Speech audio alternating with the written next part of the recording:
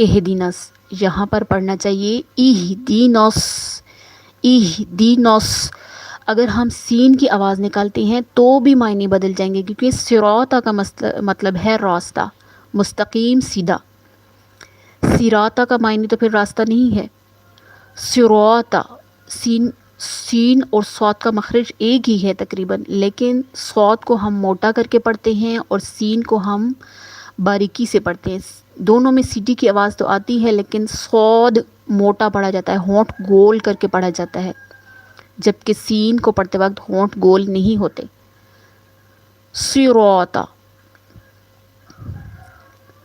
اسی طرح انعمت، یہاں پر بہت سے لوگ انہمتا پڑھ لیتے ہیں، ہا کی آواز نکالتے ہیں، جو کہ درست نہیں ہے۔